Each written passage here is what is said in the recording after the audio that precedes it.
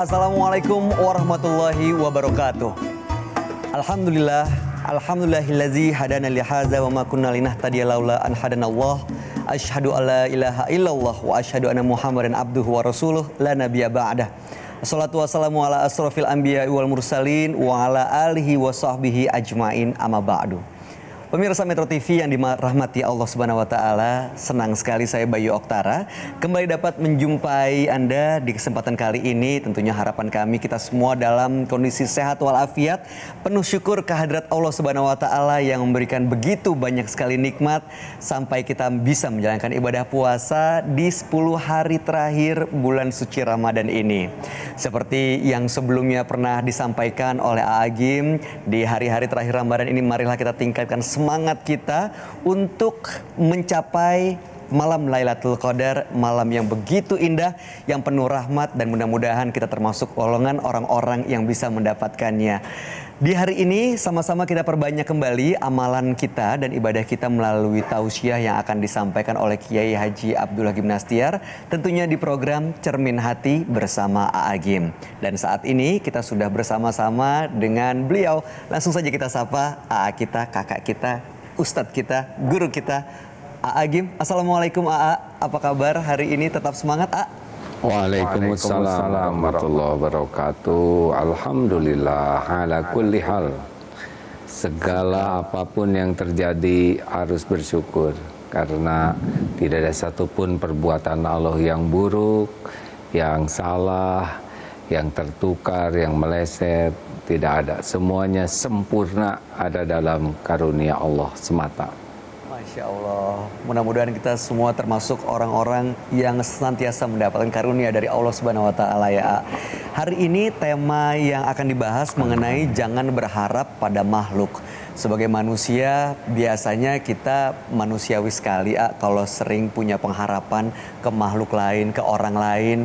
Tapi kadang-kadang juga memang karena begitu besar pengharapan, akhirnya menjadi obsesi dan melahirkan kekecewaan di ujungnya. Nah, kalau udah kecewa bisa macam-macam tuh akibatnya.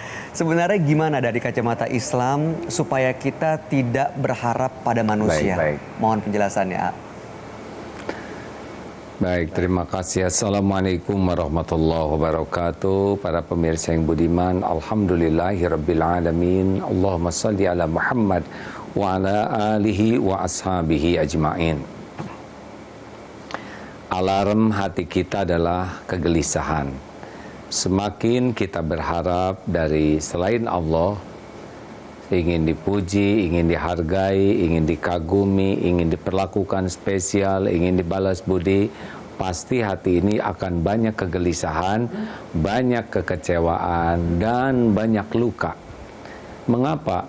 Karena hati ini dikuasai oleh Allah, dan Allah yang mengirimkan kegalauan, kekecewaan, kepedihan, karena hati ini harusnya berharap kepada Dia. Nah, Allah kan maha tahu segala isi hati hambanya.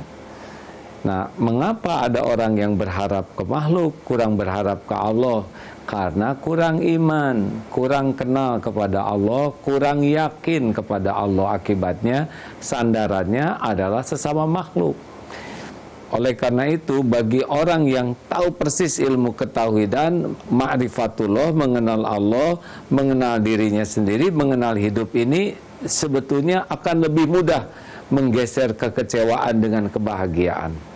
Allah Tuhan kita, pencipta, pemilik, penggenggam segala-galanya, semesta alam ini. Kita adalah salah satu makhluk ciptaan Allah di antara begitu banyak. Tetapi jin dan manusia ini memang dispesialkan oleh Allah.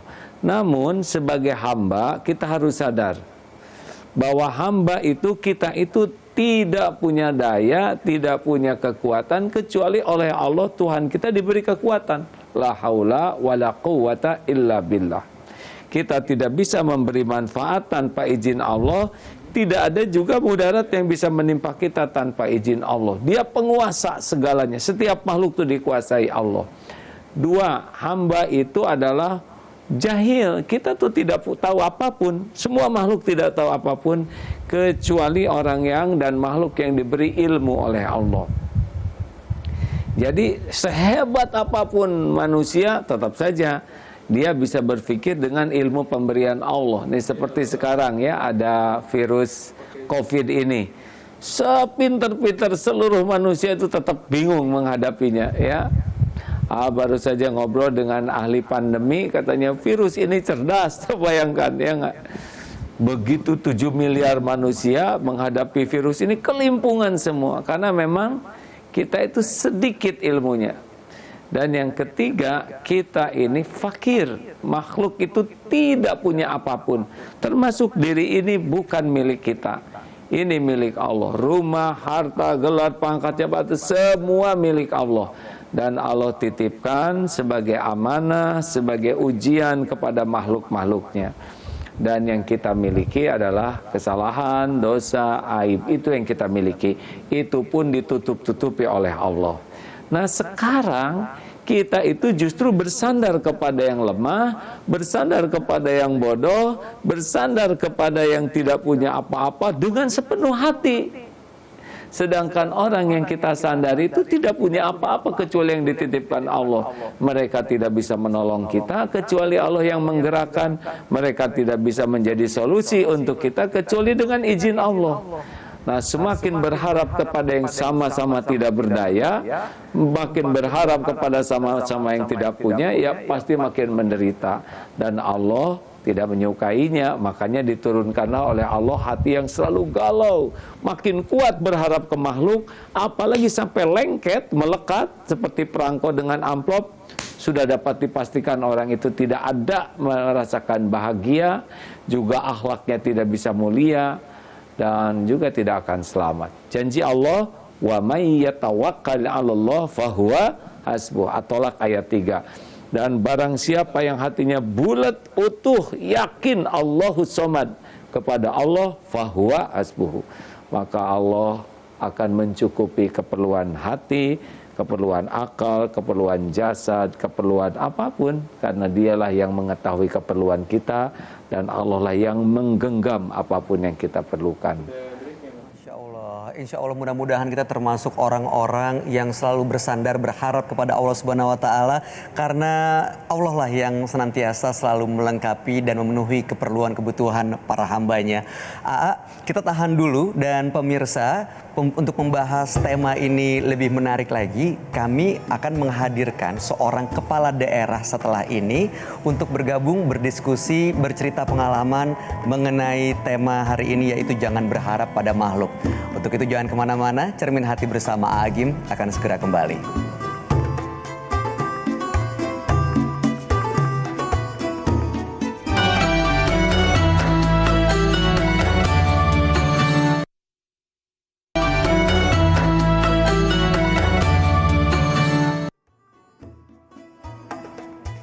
Pemirsa, terima kasih Anda masih di Cermin Hati bersama Agim. Dan untuk melanjutkan tema kita hari ini, yaitu jangan berharap pada makhluk. Seperti janji kami di segmen sebelumnya, bahwa saat ini kita sudah tersambung dengan seorang kepala daerah. Beliau juga punya pengalaman yang luar biasa, terutama berkaitan dengan suasana pandemi saat ini. Dan alhamdulillah beliau sudah tergabung bareng kita dan juga bareng Agim. Langsung kita sapa A. Beliau adalah Wali Kota Bogor, Kang Bima Arya. Assalamualaikum Kang Bima, apa kabar puasanya hari ini? Waalaikumsalam warahmatullahi wabarakatuh. Senang sekali ketemu dengan Agim kembali. Alhamdulillah sehat ya. Alhamdulillah, nuhun. Untuk kesekian kalinya kita ketemu lagi ini, alhamdulillah. Makin sehat sekarang ya. Segar, lebih segar. Lebih segar, alhamdulillah. Ini beberapa kali saya juga mengikuti obrolan AA dengan Kang Bima, ini seru sekali. Makanya kita hadirkan di kesempatan kali ini untuk berbagi juga kepada pemirsa, terutama yang berkaitan dengan tema kita hari ini, jangan berharap pada makhluk. Nah, tadi sebelumnya di segmen awal, Agim telah menyampaikan tausiah bagaimana Allah senantiasa memenuhi keperluan dan kebutuhan kita, dan saat kita bersandar kepada makhluk, biasanya harapannya berujung ke kekecewaan. Nah, Kang Bima mungkin ada pengalaman atau ada cerita yang ingin dibagi ke kita semua, ke Agim juga yang berkaitan dengan hal ini. Silakan Kang Bima. Memang di pandemi COVID-19 ini, banyak sekali hal-hal yang dulu ketika keadaan normal itu tidak kita rasakan, tidak kita sadari. Hari ini justru kita sadari dan kita rasakan. Saya merasakan sekali bagaimana beberapa hari pertama di kamar rumah sakit itu mengalami hal yang sangat berbeda dibanding hari-hari biasa. Kalau dulu ketika hari-hari normal, saya mengandalkan banyak orang, mulai dari hal-hal kecil sampai hal-hal besar. Mulai dari keperluan sehari-hari wali kota, sampai gagasan besar, mimpi wali kota yang bisa disupport oleh kepala dinas, oleh yang lain-lain. Jadi saya merasakan ada satu orkestra yang bisa saya atur, yang bisa saya kendalikan begitu. Tetapi begitu ada di ruang isolasi 3x7, itu semua nggak ada artinya, itu semua nggak ada apa-apanya. Saya merasakan bahwa kuasa wali kota itu nggak ada lagi. Nggak bisa lagi saya berharap kepada siapapun kesembuhan saya, ya bahkan kepada tenaga medis sekalipun. Saya itu di swab sampai 7 kali, sampai 7 kali. Orang-orang itu di swab ada yang 2 kali, 3 kali sudah langsung negatif ya. Saya panjang sekali pernah negatif kemudian positif lagi. Jadi dinamikanya luar biasa. Saya tanya kepada dokter, semua jawabannya ujung-ujungnya sama. Pak, semua sudah kita lakukan. Ikhtiar kita sudah maksimal. Obat-obatan sudah, vitamin sudah, Bapak pun sudah olahraga, sudah. Tapi ya banyak-banyak doa saja Pak. Di titik itulah saya merasakan bahwa nggak bisa, ada batasnya kita bergantung dan percaya kepada makhluk atau manusia. Ada saatnya di mana kita merasa bahwa porsinya itu sudah bukan porsi kita lagi. Ya, dalam bahasa yang sederhana sering kita dengar, just do our best and insya Allah God will do the rest. Just do our part and insya Allah God will do his part. Jadi porsi Tuhan, porsi Allah ini lebih besar lagi. Jadi kita tidak ada kendali apa-apa dan nggak bisa kita betul-betul mengandalkan manusia atau makhluk ya tanpa kita punya kesadaran bahwa ujung-ujungnya punya kuasa, yang punya surat izin ya bukan makhluk atau bukan manusia.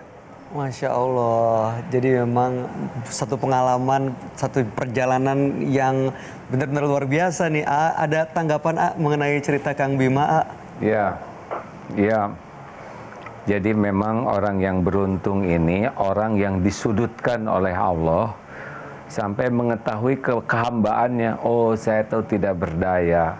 Oh, saya tuh tidak tahu apa-apa. Oh, saya tuh tidak punya apa-apa. Yang punya segala-galanya adalah Allah. Nah, ini adalah posisi yang paling bagus ya. Karunia Allah yang paling besar. Karena ketika kita diberi kekuasaan, kedudukan, harta, itu Allahnya jadi hilang. Makanya yang paling bagus posisi itu kalau berada sebagai telur di ujung tanduk. Dan tanduknya tanduk sapi, sapinya sedang kaligata. Jadi wah terancam. Biasanya orang bulat ke Allahnya. Jadi kalau ada yang bertanya karunia mana yang lebih banyak, apakah diberi jabatan, diberi uang?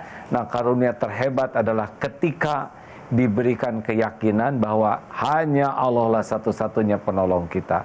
Jadi ikut bersyukur dengan adanya diberikan sedikit dan positif ini, yang ternyata bisa semakin nambah keyakinan kepada Allah. Itu nikmat yang lebih besar daripada jabatan wali kota. Benar? Betul sekali ya. Iya. Jadi memang ini kan banyak misterinya. Kita tidak pernah punya jawaban yang pasti. Kenapa bisa tertular? Berapa lama bisa tertular? Ada yang 2 minggu sembuh, ada yang 1 bulan. Bahkan ada satu angkatan dengan saya, masuk ke rumah sakitnya sama, hari ini sudah di swabnya ke 8 kali dan masih positif terus gitu. Jadi terlalu banyak misterinya, terlalu banyak hal yang tidak kita ketahui. Sampai kapan vaksinnya ini kita bisa dapatkan kita belum tahu pasti. Jadi ujung-ujungnya memang tidak bisa kita bergantung kepada kemampuan manusia. Ya, ini ujung-ujungnya memang seperti yang sampaikan tadi, kita harus tahu posisi kita ada di mana, keterbatasan kita ada di mana. Masya Allah, mudah-mudahan yang disampaikan dan ceritakan tadi segera cepat sembuh ya Kang Bima ya. Ini saya minta izin Kang Bima mau nanya kepada AA. Kalau pejabat kan punya banyak pasukan begitu, anak buah begitu, pasukan orkestra yang seperti tadi Kang Bima sampaikan. Nah, boleh nggak kita berharap kepada anak buah begitu untuk melaksanakan tugas keseharian sebagai pejabat, misalnya sebagai wali kota begitu, A? Jadi yang tidak boleh itu kita bersandar kepada makhluk untuk kepentingan diri kita. Kita ingin dihargai, ingin dihormati, ingin dilayani. Semuanya seakan-akan merekalah yang menjadi sumber bagi kita. Tidak boleh ya. Tapi kita menginginkan anak, istri, keluarga, karyawan, anggota, semuanya menjadi orang baik, menjadi orang takwa, menjadi orang yang disiplin, menjadi orang yang amanah, memegang jabatan, pekerjaan, orang yang profesional. Lah itu harus kita inginkan ya. Dan yang harus satu lagi adalah bukan kita yang mengharapkan orang berbuat sesuatu untuk kita, tetapi yang perlu tuh kita berharap berbuat manfaat untuk orang. Kita dijadikan jalan ilmu oleh Allah, kita dijadikan jalan hidayah, jalan kebahagiaan, jalan kesehatan, sumbernya dari Allah. Tapi kita berharap Allah memilih kita jalan manfaat. Seperti Pak Wali Kota berharap selama ditakdirkan punya jabatan wali kota ini, berharap manfaat sebesar-besarnya bagi masyarakat. Nah itu bagus ya. Yang jangan itu kita berharap dari makhluk, tapi kita berharap manfaat dan berharap yang lain jadi mulia, jadi dekat dengan Allah. Itu harapan yang baik. Masya Allah. Jadi apapun kedudukan, apapun posisinya, ya boleh aja berharap untuk memberikan manfaat, untuk menyebar kebaikan Allah Subhanahu wa Ta'ala, begitu ya, A, ya. Nah, Kang Bima, mungkin setelah ini kita ingin dengar cerita dari Kang Bima mengenai pengalaman waktu di masa karantina, masa isolasi, apa yang dilakukan di sana, lalu kemudian kondisinya seperti apa, dan sekarang seperti apa nih kondisi kesehatan dan fisik Kang Bima. Alhamdulillah, tapi sekarang udah sehat ya Kang ya?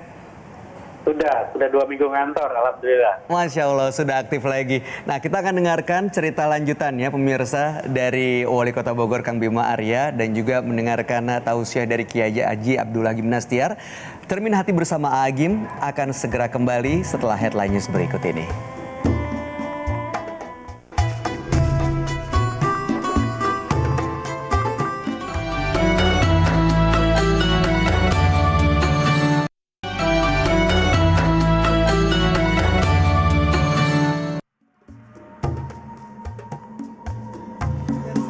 Nantikan waktu berbuka puasa, kita lanjutkan kembali program Cermin Hati bersama Agim dengan tema Jangan Berharap Pada Makhluk. Tadi sebelumnya AA telah memberikan tausiah bagaimana sesungguhnya pada saat kita bersandar kepada Allah, insya Allah justru yang terbaiklah yang akan kita terima. Dan juga hari ini ada yang spesial, ada yang istimewa. Sebelumnya kita juga sudah ngobrol dengan beliau, di mana hari ini kita kedatangan seorang tokoh Wali Kota Bogor, Bima Arya. Kang Bima, masih tersambung, Kang? Alhamdulillah masih jelas. Alhamdulillah. Baik, Kang, begitu dengar cerita Kang Bima tadi mengenai di ruangan 3x7, tidak tahu penyakit ini datangnya bagaimana, perginya bagaimana, hanya bisa bersandar kepada Allah Subhanahu wa Ta'ala. Itu sangat menyentuh hati dan perasaan kita semua di sini, Kang. Izinkan saya bertanya soal ini, Kang. Pada saat itu, apa yang Kang Bima rasakan secara fisik waktu itu? Beberapa hari pertama di rumah sakit itu hari-hari yang paling berat. Badan sangat mual, makan susah sekali, kehilangan indera penciuman, makanan juga nggak ada rasanya, batuk-batuk, dan seolah-olah di dalam dada ini ada sesuatu sehingga nggak nyaman. Ya, bukan seperti batuk biasa yang kalau kita batuk kemudian terasa lebih nyaman, ini enggak. Ya, semakin kita batuk semakin nggak nyaman di dalam. Pikiran kemana-mana dan betul-betul masa-masa berat lah saat itu. Ya, tapi disitulah saya banyak berpikir dan merenung. Ingat sekali banyak nasihat ya bahwa setiap ujian itu ada tujuannya. Nggak mungkin ujian itu nggak ada tujuannya. Jadi hari-hari pertama itu adalah hari-hari berusaha menafsirkan apa pesan ini. Ya, mengapa saya dipilih? Saya itu orang pertama di kota Bogor tercinta yang dinyatakan positif. Ya kan muncul pertanyaan-pertanyaan, mengapa harus wali kotanya? Ya, mengapa nggak yang lain dulu? Kira-kira begitu. Nah, dari situ kemudian saya hakul yakin ya, nggak mungkin Allah menurunkan cobaan ini kalau saya tidak mampu dan nggak mungkin nggak ada tujuannya. Nah, karena itu hanya satu, kemudian ya fight, ya let's fight, ya, ikhtiar to the max, kira-kira gitu. Ikhtiar maksimal, saya harus sembuh, saya harus sehat, karena saya harus yakin bahwa saya dipilih oleh Allah ya supaya bisa merasakan, dan apabila diizinkan untuk sehat, ya harusnya bisa berada pada garda terdepan untuk bertarung menyelamatkan sebanyak mungkin manusia gitu. Keyakinan itu yang alhamdulillah membawa saya menjadi lebih bisa konsentrasi, puasa sosial media, jadi handphone ditaruh dulu, WhatsApp grup nggak dibaca dulu, ya fokus saja sama hal-hal sifatnya menguatkan spiritual. Walaupun kontak ya kontak anak istri tercinta ya, bukan yang lain-lain yang bisa tambah pusing. Kemudian juga banyak zikir ya, menambah hal-hal yang tidak sempat kita lakukan di masa kita sehat. Masya Allah, ini tentunya pengalaman spiritual yang istimewa yang pernah dialami oleh Kang Bima, salah satunya ya saat bertemu dengan istri dan anak hanya melalui teknologi, melalui gadget, tidak bisa bertemu langsung begitu. Gimana tanggapannya mengenai yang dialami oleh Kang Bima Arya ini, Ya, setiap kejadian kan pasti tidak ada yang kebetulan dan banyak hikmahnya. Tergantung sejauh mana kita meraih hikmah dan kita bisa melakukan perubahan diri, maka itulah orang yang lulus menghadapi ujian. Karena kalau diuji tidak dapat hikmahnya dan tidak berubah, maka dia rugi. Nah, sekarang apa perubahan yang signifikan yang dirasakan oleh Kang Bima sesudah oleh Allah diberikan episode seperti kemarin, yang paling dapat gitu di hati dan menjadi pegangan bagi menghadapi sisa umur ini? Sisa umur itu, jadi di rumah sakit, saya merasa kok hidup ini cepat sekali. Tiba-tiba usia saya sudah 47 dan sudah ada di ruangan 3x7, ya mungkin juga akhir dari hidup saya. Gitu. Kalau saya flashback ke belakang, rasanya baru kemarin dilantik jadi wali kota, padahal sudah 6 tahun. Kemudian saya berpikir, nih, ke depan ini saya dikasih sisa berapa hari lagi, berapa minggu lagi, berapa bulan lagi. Gitu. Jadi saya merasa banyak banget ya, banyak sekali yang belum saya lakukan, amal yang masih kurang, hal-hal yang baik yang harus ditambah lagi. Jadi rasanya menit per menit ini menjadi lebih berharga hari ini. Bagaimana kita lebih menghargai waktu, karena sewaktu-waktu ya kita bisa selesai. Ya, dulu bayangan selesai itu barangkali agak jauh. Bayangan kita finish, bayangan kita meninggal itu agak jauh. Tetapi di ruangan 3x7, bayangan meninggal itu sangat dekat sekali. Di sebelah sudah meninggal, di bawah sudah meninggal. Ya mungkin besok giliran kita. Kan begitu jadinya. Jadi saya merasa, ya Allah, kalau saya diberi kesempatan untuk sehat, untuk kembali keluar, ya insya Allah saya akan ikhtiar untuk berbuat amal lebih baik lagi dibanding sebelum saya sakit. Masya Allah. Kalau itu yang didapat sungguh karunia yang besar, karena salah satu ciri di antara orang yang akyas, orang yang cerdas itu tidak diukur oleh tingkatan IQ dalam Islam, tidak diukur oleh prestasi akademik. Orang yang cerdas itu di antara ciri utamanya adalah sangat banyak mengingat kematian dan mempersiapkan diri untuk kehidupan sesudah mati.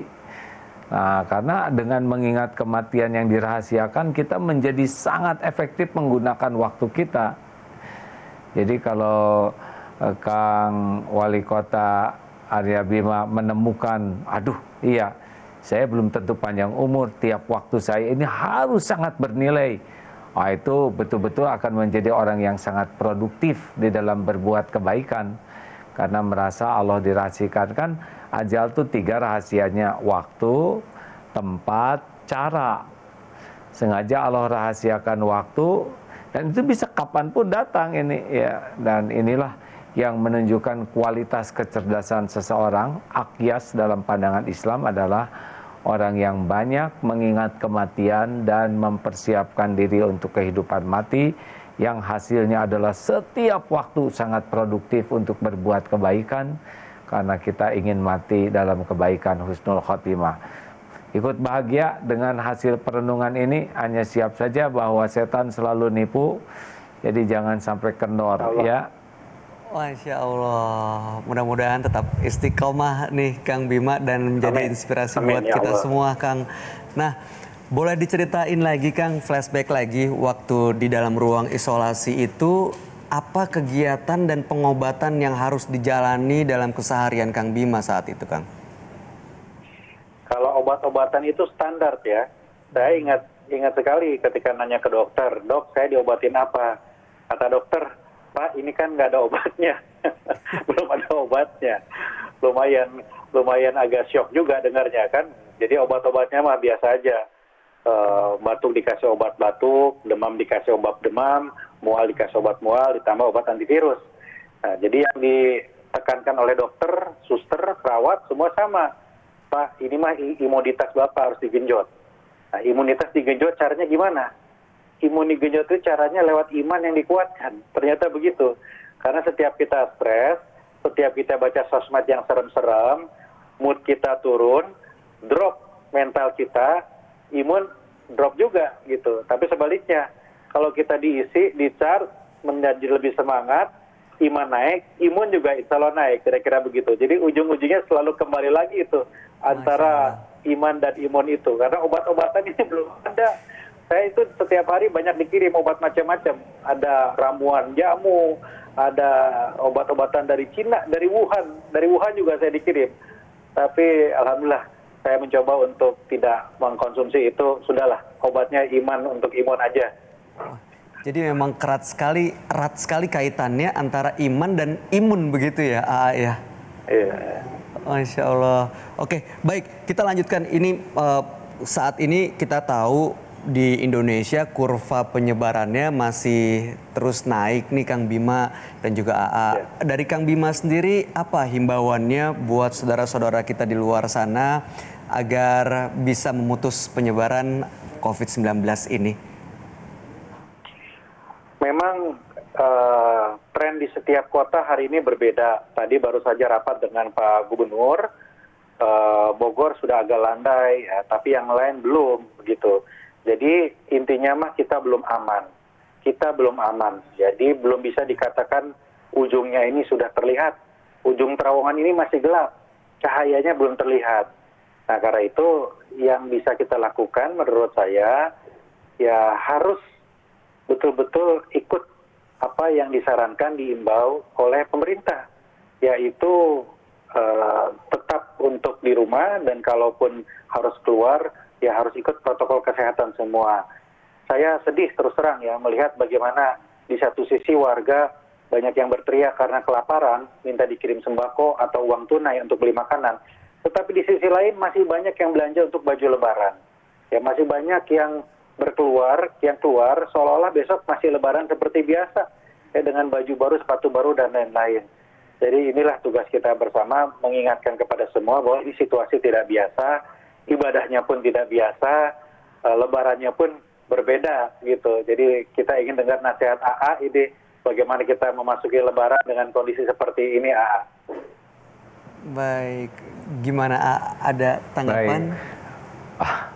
Ya, justru lebaran sekarang itu adalah lebaran yang menjadi istimewa karena kita lebih peduli kepada orang-orang yang sangat membutuhkan.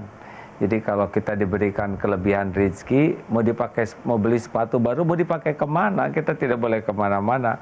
Baju baru juga tidak ada gunanya. Lebih bermakna kalau uang untuk beli sepatu, uang untuk beli baju baru, untuk sesuatu yang baru, menjadi uang rezeki penguat tubuh yang lapar. Waduh, itu luar biasa sekali itu. Ini sepatu hanya dipakai, disimpan, tapi orang lapar bisa kenyang dengan keluarganya, bisa jadi ibadah, tentu saja nilainya luar biasa. Ini adalah kesempatan yang luar biasa dari Allah untuk mengubah kepuasan kita dari menyenangkan diri ya dengan membahagiakan diri dengan menyenangkan yang lain. Jadi karena banyak yang Masya Allah sangat menjerit lapar, dan jeritan itu adalah hutang bagi kita yang diberikan keleluasaan. Seharusnya setiap kali kita makan enak, leluasa, kita harus meraba juga tuh tetangga, sanak saudara, lingkungan yang betul-betul tidak punya makanan. Mudah-mudahan dari seperti itu akan lebih bernilai Lebaran ini, karena tidak hanya orientasi menyenangkan diri, tapi juga untuk membantu sesama. Saya kira Lebaran ini akan luar biasa kalau memang orientasinya adalah membantu sesama sebagai kebahagiaan kita.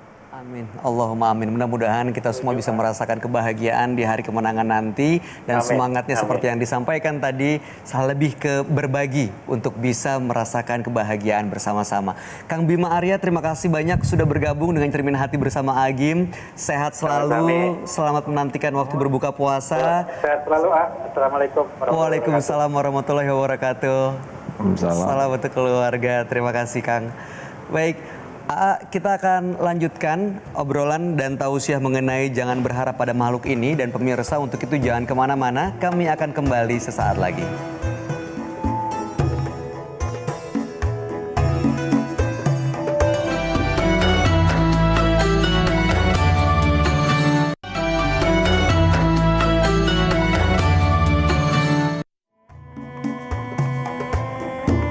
Pemirsa, kita lanjutkan Cermin Hati bersama Agim dengan tema jangan berharap pada makhluk. Tadi telah menceritakan dan juga Kang Bima Arya juga berbagi pengalaman bagaimana sesungguhnya kita hanya senantiasa berharap kepada Allah untuk mendapatkan pertolongan di setiap permasalahan.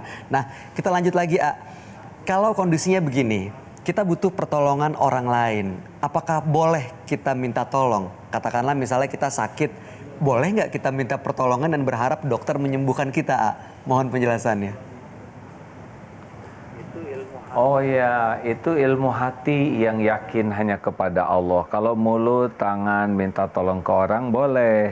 Kita sakit, minta bantuan ke dokter supaya diobati. Atau kita dalam kesulitan keuangan, kita datang ke orang mau pinjam uang, tidak apa-apa. Tapi yang jangan itu hati bersandar ke dokter, hati bersandar ke orang tua, bersandar ke suami, bersandar ke gaji, bersandar ke atasan. Kalau hati sudah bersandar mulut ke makhluk, hati ke makhluk, pasti kecewa ketika tidak ada takdirnya. Kalaupun ditakdirkan terjadi pertolongan itu, kita tidak bersyukur kepada Allah. Jadi kalau kita misalkan sakit, datang ke dokter, ya Allah saya terima ini saya sakit ini. Datang tanya, dok ini saya sakit begini. Tapi hati yakin bahwa yang menyembuhkan kita tuh Allah. Dan kita datang ke dokter tuh sebagai amal soleh, ikhtiar ya. Asal benar ikhtiarnya, tidak ke dukun yang salah ya. Kan dukun tuh ada dua yang boleh didatangi. Satu dukun urut, dua dukun melahirkan yang sudah bersertifikat ya. Tapi selebihnya ya kita jangan. Kita cari solusi kepada yang seperti itu, maka merusak akidah kita. Kita misalkan dalam keadaan tidak punya uang sama sekali, lalu kita mau pinjam uang, datang. Kang, saya dalam kesulitan, saya tidak ada uang untuk membayar kontrakan. Bolehkah saya pinjam? Bicara baik-baik, tidak usah janji yang muluk-muluk. Tapi hati ke Allah. Ya Allah, sekiranya rezeki saya ada pada Bapak ini, mudahkan. Tapi sekiranya bukan pada Bapak ini, tidak apa-apa ya Allah. Jadi ketika ditolak, maaf ya, saya tidak bisa bantu karena situ. Oh ya, nggak apa-apa Pak. Nggak ada kecewa di hati ini. Demikian pula kepada orang tua, kepada suami, kepada istri, kepada anak ya. Kita bisa untuk meminta, menyuruh dan sebagainya. Tetapi hati harus yakin bahwa yang membulak-balik hati, yang mengadakan karunia itu hanya Allah Subhanahu wa Ta'ala. Masya Allah. Baik, terakhir sebelum kesimpulan satu pertanyaan lagi. Saat kita berharap kepada Allah, namun apa yang kita harapkan belum terjadi, belum diberikan. Nah, bagaimana cara menerimanya agar tidak ada kecewa sedikit pun pada takdir Allah? Ya, kalau kita kecewa kepada takdir Allah, berarti kita tidak meyakini Allah itu Maha Tahu segala yang terbaik, baik bentuk maupun waktu. Tugas kita tuh bukan mengatur Allah. Tugas kita itu adalah meluruskan niat. Kalau punya keinginan itu benar-benar ini apakah yang saya inginkan disukai Allah atau tidak. Yang kedua, ikhtiar, maksimalkan dengan sungguh-sungguh di jalan yang Allah suka. Dan yang ketiga, pasrah. Kalau baik mudah-mudahan terjadi, kalau tidak baik jangan. Karena yang baik menurut kita belum tentu baik menurut Allah yang maha tahu segalanya. Dan yang buruk menurut kita belum tentu jelek menurut Allah Subhanahu wa taala. Jadi jangan mengunci diri dengan yang kita inginkan harus terjadi. Yang penting hati kita berusaha ikhlas, kemudian kita ikhtiar yang maksimal di jalan Allah dan pasrah total. Wa may yatawakkal 'alallah fahuwa hasbuh. Insya Allah, mudah-mudahan kita termasuk orang-orang yang selalu berikhtiar dan juga ikhlas menerima apapun ketetapan Allah Subhanahu wa taala. Menutup tausiah hari ini, mohon berikan kesimpulan kepada kita semua, dan pemirsa mari sama-sama kita berdoa yang akan langsung dipimpin oleh A Agim di ujung kesimpulan. Silakan A. Ya, sebagai orang yang beriman kita harus sangat meyakini bahwa wama bikum min ni'matin faminallah. Nikmat apapun yang ada padamu itu milik Allah, dari Allah. Dan semua makhluk itu sama seperti kita. La haula wala quwata illa billah. Tiada daya, tiada kekuatan kecuali Allah yang menguatkan. Mau berteriak sekeras apapun, menjerit selantang apapun, lari ke penjuru bumi manapun, atau menghibah kepada siapapun, tetap saja cuma satu-satunya yang bisa menolong, yang menggerakkan segala adalah Allah. Innallaha ala kulli syai'in qadir. Sesungguhnya Allah lah yang maha kuasa atas segala-galanya. Jadi kita mulai saat ini latih sekuat tenaga, ya, jangan berharap dari makhluk untuk kepentingan pribadi kita. Jangan berharap dipuji, jangan berharap diakui, jangan berharap dihargai, jangan berharap diberi, jangan berharap dibalas budi. Lakukan saja yang terbaik lillahi ta'ala, dan Allah pasti menyaksikan apa yang kita lakukan. Hal jazaul ihsan illal ihsan. Tiada balasan bagi kebaikan kecuali kebaikan. Rasakan, ya, tenang sekali hidup ini. Jarang terluka hati ini. Tidak galau, tidak robek oleh sikap orang. Dan akhlak kita akan menjadi sangat mulia dalam pandangan orang. Karena kita tidak akan hina dengan menengadahkan tangan seperti ini kepada makhluk. Kita menengadahkan tangan hanya kepada Allah. Jangan berharap dari makhluk, jangan banyak meminta dari mulut ke makhluk, jangan di hati juga berharap dari makhluk, cukup dari Allah. Karena Allah penguasa segalanya, pemilik segalanya, penentu segalanya, dan Dia sudah tahu persis apa yang kita perlukan, lebih tahu bahkan dari kita sendiri, dan Dialah pemilik yang apapun yang kita perlukan, dan Dialah yang paling tahu kapan pemberiannya datang kepada kita, baik bentuknya maupun waktunya. Masya Allah, hasbunallah wa ni'mal wakil, ni'mal maula wa ni'man nasir. Allahumma salli ala sayyidina Muhammadin wa ala alihi wa ashabihi ajma'in. Alhamdulillahi rabbil alamin. Ya Allah, Allahumma innaka afuwun tuhibbul afwa fa'fu anna ya karim. Duhai Allah yang maha menatap, wahai yang maha mendengar, wahai yang mengatur pertemuan ini terjadi, wahai yang menciptakan, memiliki, menggenggam segala-galanya. Tiada ilah selain Engkau, ya Allah. Engkaulah satu-satunya penguasa, penentu segalanya. Hasbunallah wa ni'mal wakil, ni'mal maula wa ni'man nasir. Ya Allah, ampuni jika selama ini hati ini banyak bersandar, bergantung, berharap kepada makhluk-Mu yang tiada daya. Ya Allah, ubahlah hati kami. Cukupkan di hati kami ini hanya Engkau, ya Allah. Sehingga tidak pernah terucap dan harap kepada makhluk-Mu selain hanya padamu.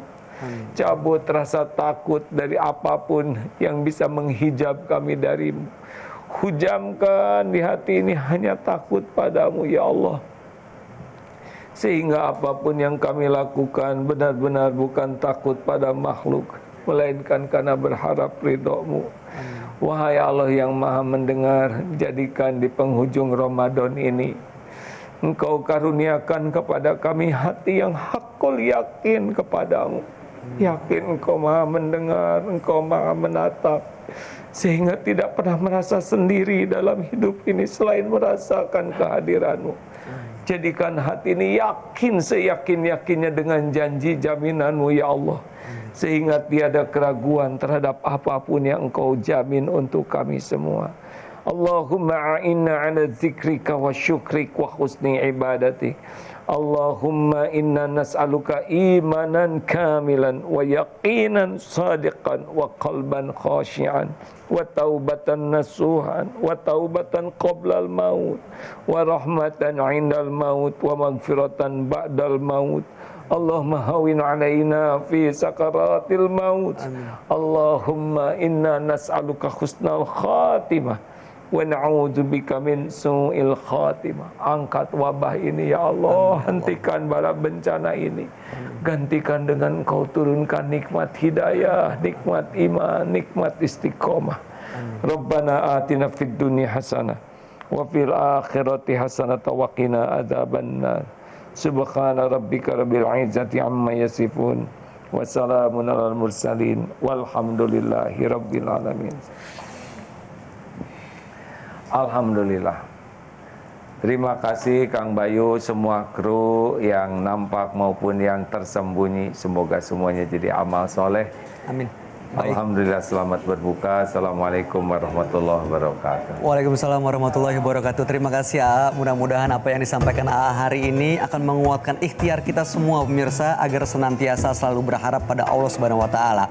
Akhir kata saya Bayu Oktara mengucapkan terima kasih atas kebersamaan hari ini. Insya Allah besok kita akan berjumpa kembali mencari cinta sepenuh jiwa.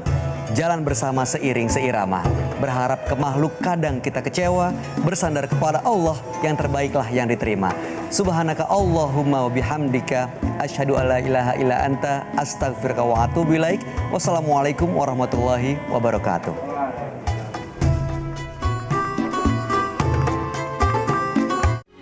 Metro TV, knowledge to elevate.